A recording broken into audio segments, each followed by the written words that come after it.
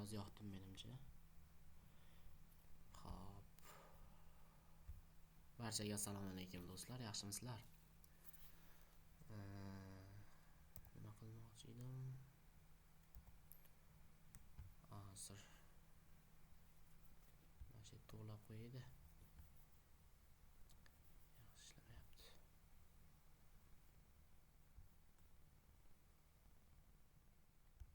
Xo'p, ana endi bo'ldi. Barchaga assalomu alaykum hurmatli kuzatuvchi va kuzatuvchilar. Bugun Wi-Fi ni buzish deb sarlavhasi shunday yozilgan, lekin bu Wi-Fi ni buzish emas. Bu Wi-Fi password parolini topish deyiladi aslida. Ya'ni hamma Wi-Fi da bo'lgani kabi Wi-Fi da parolini topish. Bu buzishga kirmaydi. Buzish bu umuman boshqa dunyo, boshqa tushuncha bo'lib qoladi. Wi-Fi ni parolini topish. Buning uchun birinchi navbatda bizga nimalar kerak? Bizda albatta kompyuter bo'lish kerak. Chunki buni telefon tizimida menimcha qilib bo'lmasa kerak yoki men bilmayman.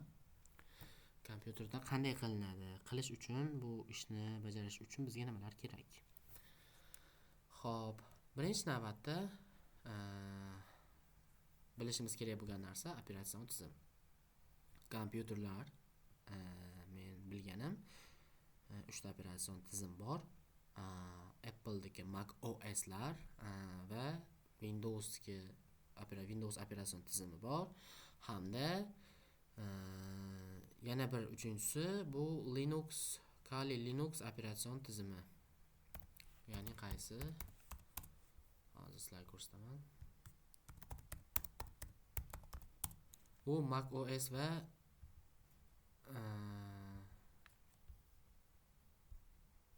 Mac OS'lar va nimadan Windows'dan anchayin farq qiladi bu operatsion tizim.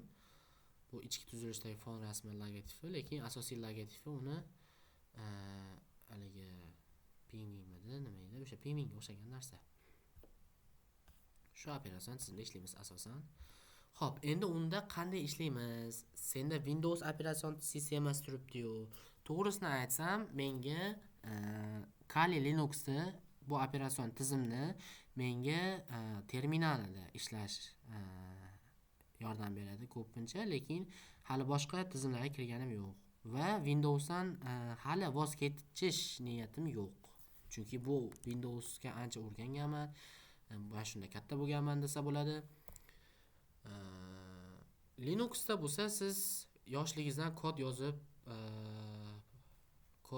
bir nima yozib katta bo'lgan bo'lishingiz kerak, chunki unda hattoki o'qishga aloqador Word, misol uchun men Worddan ko'p foydalanaman, Excel, PowerPoint mana shu narsalardan ko'p foydalanaman o'qish uchun va buni men Kali Linuxda ham qilsam bo'ladi, lekin uni men shunchaki metni bosib nimani bosib turib qidirib topa olmayman. Unda unaqa emas. Unda как положено kod yoziladi, komanda kod yoziladi Wordga aloqador va o'shanda shunaqa qilib Word dasturi ochiladi. Shuning uchun juda ham qiyin. Yoki men unda hali ishlab katta bo'lmaganim uchun men uchun qiyin. Kimlardir uchundir osondir. Xo'p, endi asosiy maqsadga o'tsak. Bizda bu operatsion tizimni to'liq o'rnatmaganman. Men buni VirtualBox orqali boshqaraman. Endi u qanday? Mana bu VirtualBox ilovasi va unda Kali Linux operatsion tizimi. Shu orqali kirsam bo'ladi. Menga VirtualBox va Kali Linux kerak bo'ladi. VirtualBox menga Kali Linuxga kirish uchun eshik vazifasini bajaradi. Linux bo'lsa meni operatsion sistema, Windows operatsion sistemam ichidagi sistema vazifasini bajaradi. Endi yana bir narsa kerak bugungi ishimiz uchun, ya'ni Wi-Fi passwordini topish uchun bizga Wi-Fi adapter kerak bo'ladi. U nima desangiz, Wi-Fi adapter. Hozir rasmdan ko'rsataman. Shu kunlarda gripp bo'lib shekilli. Mayli. Ko'rib turganingiz Wi-Fi adapterlar turlari har xil albatta turlari bor va bularning ichida eng yomonlari, men yomon ko'rganlarim mana bu. Ya'ni shoxi yo'qlari, bularga ishonch ham juda past. Va bulardan eng yaxshi ishlaydiganlari va men hozir ishlatayotganim mana bu Wi-Fi adapter. Wi-Fi adapter. Adashmasam nomi Alpha edi. Hozirgi kunda 2025-yil, 2026-yillarda bu 65.000, 70.000 atrofida bo'lyapti. Ja qimmat narsa ham emas. Sotib olsangiz bo'ladi. Wi-Fi adapter shu bo'ldi. Endi ishni boshlaymiz. Xo'p, men Wi-Fi adapterni qo'shsam, hozir qo'shib olayda. Bu Wi-Fi adapterni qo'shsam, birinchi navbatda bilishimiz kerak bo'lgan narsa, tushunishimiz kerak bo'lgan narsa, bu adapter meni Windows operatsion sistemamga ulanadi birinchi. Birinchi bo'lib Windows operatsion sistemasiga ulanadi. Bu Wi-Fi adapter birinchi bo'lib Windowsga ulanadi. Va men Kali Linuxni VirtualBox orqali ishga tushirganimdan keyin menga adapter, men o'sha adapterni Linux operatsion sistemasiga ulashim kerak bo'ladi. Xo'p. Nimaga bizga Wi-Fi adapter kerak? Har kompyuterda o'zini Wi-Fi da tutib beruvchi nimalari bor-ku, qurilmalari ichida deyishingiz mumkin. To'g'ri, shunaqa bor. Misol uchun men ham hozir adapter suqilmagan holatda Wi-Fi'imga ulangan. Mana bo'ladi haqiqatda, lekin bir narsani bilib olishimiz kerak. Windows da yoki umuman kompyuterda ichiga Linux o'rnatgan bo'lsam, Linuxda men ichida VirtualBox orqali ishlatmoqchi bo'lsam, operatsion sistema ichida operatsion sistemani ishlatayotgan bo'lsam, qanday bo'lmasin, buni qurilmani, bu kompyuterda Wi-Fi ni tutuvchi signal, o'sha signal tutuvchi o'zini vositasi ichidagi operatsion sistemaga, ya'ni Kali Linuxga dostуп bermaydi. Bu nima degani? Bu shunchaki mana Windows ushlab turgan mana Wi-Fi signallarini ichidagi Kali Linux to'g'ridan-to'g'ri bu kompyuterdan foydalanib ushalmaydi. Bunga Windowsni ruxsat bermagan, bunga ichidagi sistemaga, ichidagi operatsion tizimga to'g'rirog'i. Shuning uchun men mana bu Wi-Fi adapterdan foydalanaman. Uni suqdim. Va bu birinchi bo'lib Windowsga ulanadi. Yoki men endi ko'p foydalanganim uchun menimcha Linux o'ziga ulanib ketdi. Xo'p, endi boshlaylik. Menga nimalar kerak bo'ladi? Menga VirtualBox kerak bo'ladi. Men shunchaki meta startni bosib Linux ichiga kirib ketmayman, birdaniga, oldin shoshmang. Shu yerda Kali Linux tepasida mana settings qurilmalar joyi turibdi. Mana ko'rib turganingizdek, shu yerda USB qismiga tushaman mana. Va bu yerda birinchisida turganini belgilab OK ni bosib qo'yaman. Bo'ldi. Endi bu operatsion tizim sistemani ishga tushirsam bo'ladi. Ya'ni Linux, Kali Linux ishga tushiryapman. Bugun asosiy qiladigan ishimiz mana shu operatsion sistemani terminali orqali bo'ladi. Asosiy ishimiz shu terminalda bo'ladi. Ishga tushib olsin. Jiddiy sekin bo'ladi-yu.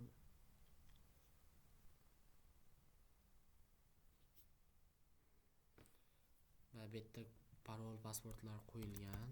Buni o'zi o'sha boshda haqiqatdan o'shani qanday o'rnatishni ko'rsatib ketdimmi? Shuni ko'rsatib qo'yishim kerak. Bu reklama emas. Siz o'ylamang, reklama emas. Bizda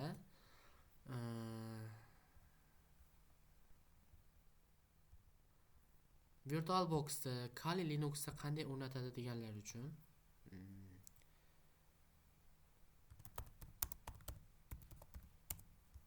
mana uni o'rnatish uchun mana shu video eslab qolinglar.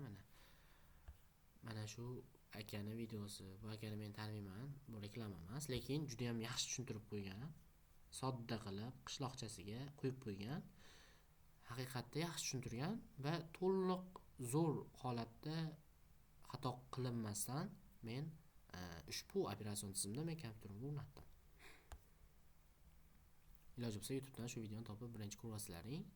O'zingizning kompyuterlaringga. Har qanday kompyuterda bo'laveradi bu operatsion tizim, bemalol ishlaydi. Eng maza qiladigan joy shundaki, eskirib qolgan, qotib ishlaydigan kompyuterlarga bu operatsion tizimda bu ishlarni qilish unchalik og'ir tushmaydi, deyarli og'irligi bilinmaydi. Chunki bu juda ham yengil narsa va ancha munchaga qizib ham ketmaydi kompyuter. Shuning uchun bemalol bu ishni qo'rqmay bajarsangiz bo'ladi. Ya'ni hamma kompyuterda ishlaydi degandek gap. Laptoplarda ham. Xo'p, endi aytganim bo'yicha YouTubedan bu videoni ko'rasizlar. VirtualBox'ni o'rnatishdi va biz boshladik. VirtualBox'ga kirdim men. Kali Linux'ga kirib oldim. Aytganimdek, e'tibor beramiz. Boya mana VirtualBox'da nastroykadan kirib pastga tushdim. E'tibor bergan bo'lsalaring, 100 ga tushib, men yerda belgiladim. E'tibor bersanglar, endi belgilab bo'lmaydi. Chunki menda mana yerda Linux operatsion sistemasi o'sha ishga faol holatda bo'lgani uchun bu yerda belgilab bo'lmaydi. Shuning uchun Linuxni ishga tushirmay oldin bu yerda belgilab olish kerak. Bu nimani bajaradi? Endi hozir bu ishim bilan nima qilmoqchiman? Men bu yerdagi Wi-Fi adapterimni Linux operatsion tizimiga qo'shib olmoqchiman xolos. Ko'rib turganingizdek, device Linuxga birinchi kirgandan keyin device, bu yoqda USB, Realtek, meni bu Wi-Fi adapterim nomi. Adashmasam sizlarda ham shundan chiqish kerak. Shu orqali ulab olsam, metga FTHga qo'ydim, значит bu ishlayapti. Xo'p. Endi yana bitta narsa bizga kerak bo'ladi. Sun'iy intellekt. Gemini bu meni yaqin dugonam. Tanishib olsalaring yaxshi odam. Wi-Fi buzish bitta qilib qo'yaman o'zim. Xo'p.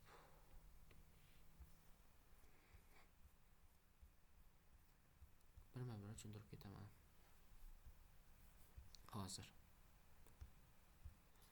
Xo'p, Linuxga kirdim. Tekshirib olyapman. Realtek device'dan, USB dan Realtek meni Wi-Fi adapterim bitta FTHga ko'rsatyapti. Endi bu chekkada terminal.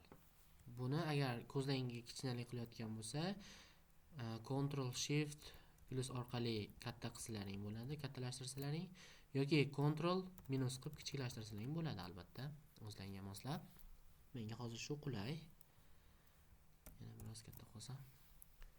Endi Linux operatsion sistemasida bu joyda terminal ikki xil bo'ladi. Ya'ni bitta bu oddiy terminal, PowerShell ya'ni va root terminal emulator bo'ladi. Root terminal tilim chalg'ishib ketdi. Terminal, ya'ni to'g'rirog'i terminal. Bu bizga keraklisi. Root terminal bugun biz uchun. Va buni qanday ishga tushiradi? Buni shunchaki bu yoqdan bosib root terminal qilsalaring bo'ladi yoki-da sudo su qilsalaring boshida kirish kalitini yozasizlar. Okay. Root terminal Kali Linuxda qizil holatda reshotka bilan chiqadi. Xo'p, endi bu yoqda meni jonajon Gemini bor. Bu yoqda maslahatlar olaman. Shu bilan maslahat qilib ko'p narsani o'rgandim va endi bu yoqqa kiraman. Birinchi navbatda nima qilishim kerak? Terminaldan so'rashim kerak. Meni Linux operatsion sistemam, tizimim meni Wi-Fi adapterimni ko'ryaptimi, bormi? U his qilyaptimi, ya'ni o'sha ulanganligini biladimi, ishlayaptimi degan narsani tekshirib olish uchun komand yoziladi. ifconfig deb enter bosaman. E'tibor bersalaring, sizlarda ham xuddi shunaqa chiqishi kerak. Agar chiqmasa, demak, sizlarda adapterlaring ishlamayapti. O'zi bu ishlamay qolishiga juda nima emas. Ishlaydi doim ham ko'p holatlarda. Va yoki da bo'lmasam ikkinchi xato bu hali ham Windows operatsion sistemasiga ulangan holatda, Linuxga o'tmagan holatda deyiladi. Menda VLAN 0 beryapti. Demak, bu ishlayapti. Va shu joyda ahamiyat berishimiz kerak bo'lgan narsa, hozir ko'rib turgan joyingizda ifconfig bu signallarda, internetlarda, ya'ni tarmoqlar tekshirish buyrug'i. Menda VLAN 0 tashqi adapter ulanganligi haqida ma'lumot mana. Va uning nomi, adapterim nomi hozircha VLAN 0. Nimaga unaqa deyotganimni keyinchalik aytib o'taman. VLAN 0 hozircha shunaqa nomi. Endi Meni qiladigan ishim birinchi navbatda bu adapterni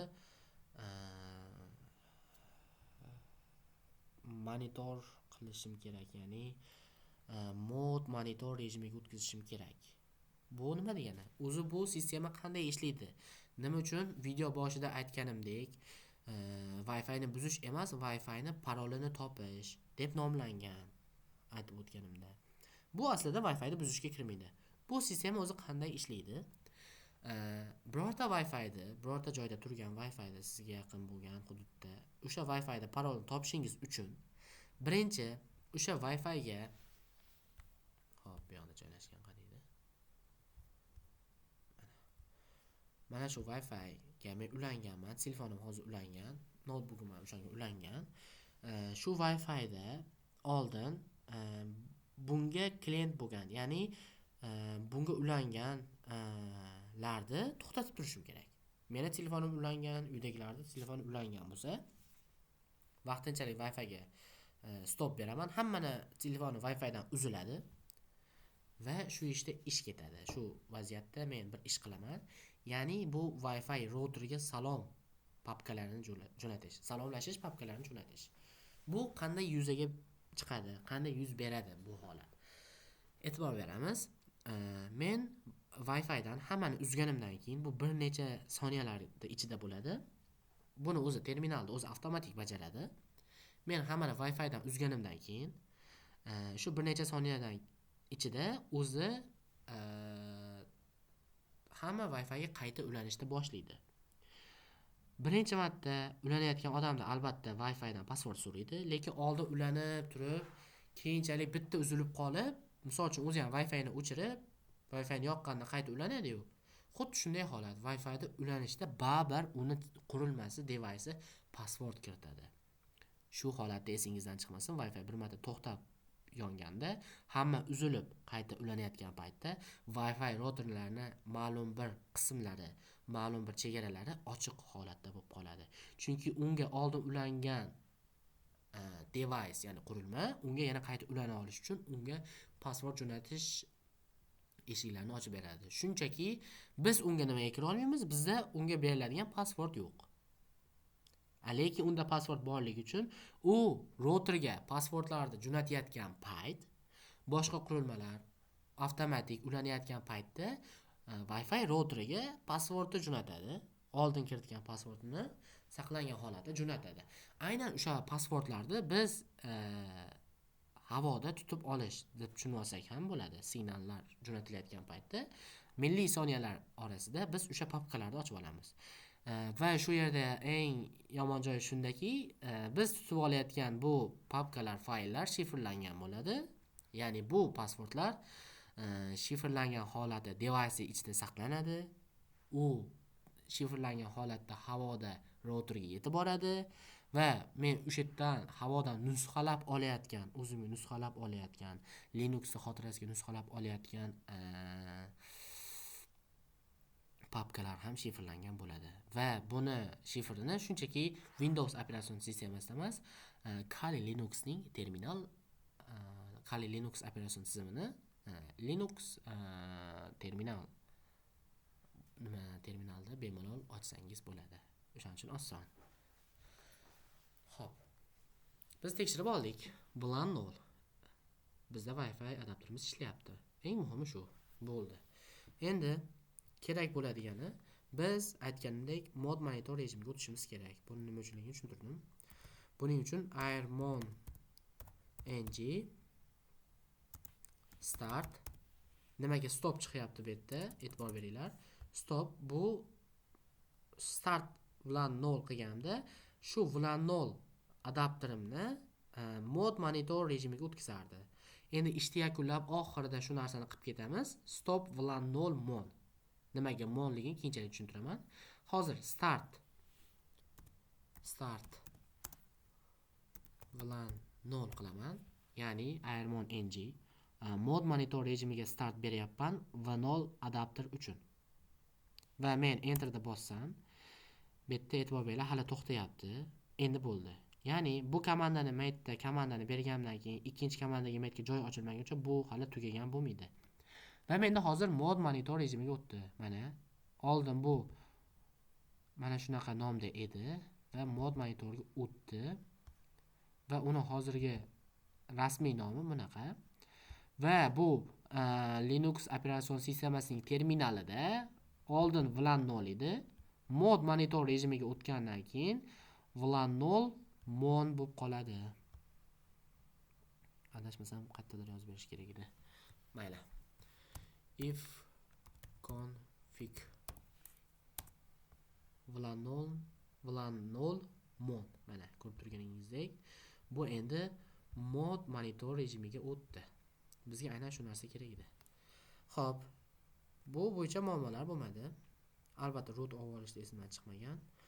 Endi men mod monitor rejimiga o'tgandan keyin keyingi qiladigan ishim atrofdagi barcha Wi-Fi tarmoqlarini qidirish va ro'yxatini chiqarish.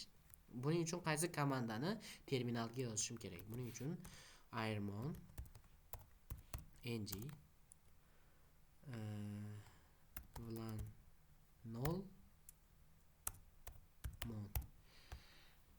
Men VLAN 0 mon adapterim bilan shu adapterim tutayotgan signallarni ro'yxatini chiqarishim kerak.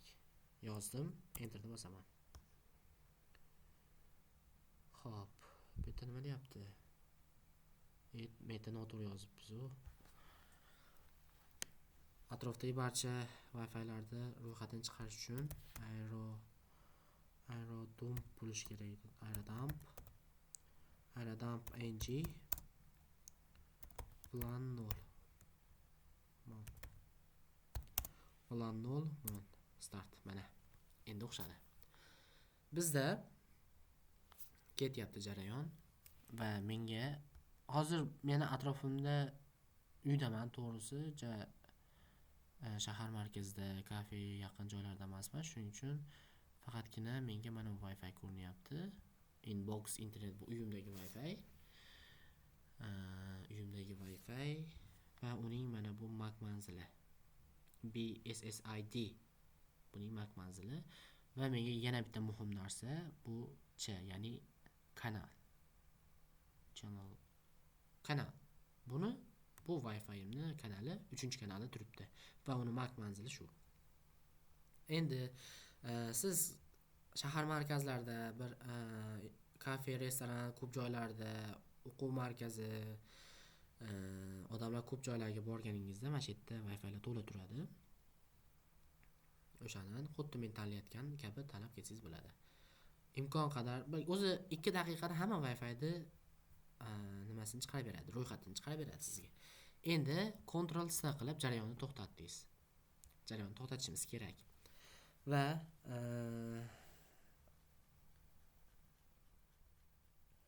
endi qiladigan ishimiz bu aerodump ng bssid mag -s channel -w va nom VLAN 0 mon. Bu nima degani? Bu hozir nima qilmoqchiman? Men ana shu men hacking